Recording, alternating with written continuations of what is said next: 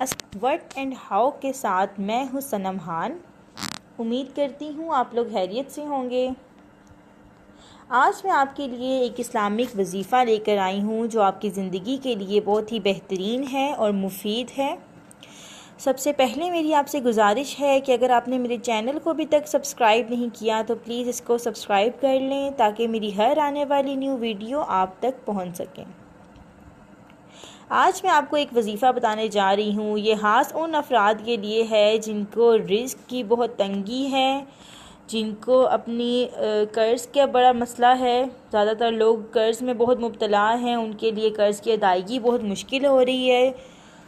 जो लोग अपनी इज़्ज़त पाना चाहते हैं, जो लोग चाहते हैं कि जिनके पास इज़्ज़त नहीं है, हर लोग उनके जो हैं, उनके आसपास रहने वाले लोग उनकी इज़्ज़त नहीं करते, उनके लिए भी ये बहुत मुफीद है।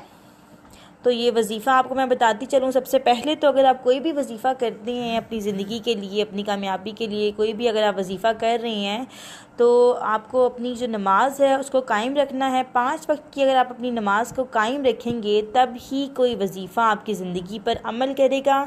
तो इसीलिए आपको चाहिए कि जो आपकी नमाज है उसको 5 वक्त कायम रखें। इसके साथ आपने तमाम इक़साम के गुनाह छोड़ने हैं। जब आप वो गुनाह छोड़ देंगे तब ही आपकी जो ज़िंदगी में जो अब आप वो वजीफ़ा कर रहे होंगे वो अमल करेगा। ये ना हो कि आप नमाज और गुनाह करते नमाज भी ना पढ़ें और गुनाह भी करते रहें और आप बस वजीफ़े कर रहे हैं, तो इस तरह आपकी ज़िंदगी पर कोई अच्छा असर नहीं पड़ेगा।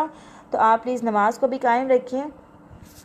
वजीफ़ा मैं आपको बताती चलूँ कि जो अफराद रोज़गार हैं ख़ास तौर पे उनके लिए है, बेरोज़गार हैं जो नमाज की पाबंदी जो नहीं कर रहे उनके लिए भी ये बहुत अच्छा है। जो लोग अब अपनी रोज़गारी के लिए जा रहे हैं उनके पास अगर टाइम बहुत कम है वो अपनी नमाज की पाबंदी ज़रूर करें और इसके अलावा कोई ऐसा एक महसूस वक्त निकालें, एक मखसूस वक्त आप निकाल लें।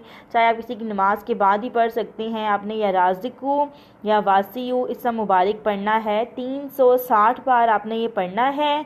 इंशाल्लाह बाइज़्ज़त रोज़गार मिलेगा आपको। जो लोग स्पेशली बेरोज़गार हैं उनके लिए तो बहुत अच्छा है और कर्ज़दार के लिए भी ये बहुत अच्छा है। ये अमल आपने लाजमी करना है और इसके साथ साथ आपने अपनी नमाज को भी कायम रखना है और अल्लाह ताला के यहाँ दुआ करनी है।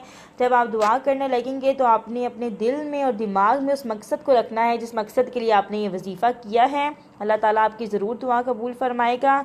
अगर आपको कुछ समझ ना आई हो तो आप मुझसे पूछ सकते हैं। मज़ीद कुछ जानना चाहते हो तो आप मुझे कमेंट्स में पूछ सकते हैं। मेरे चैनल को ज़रूर सब्सक्राइब करें या बेल का बटन दबा दें। मेरी आने वाली वीडियो का करें वेट। तब तक के लिए दें मुझे इजाज़त। अल्लाह हाफ़िज़।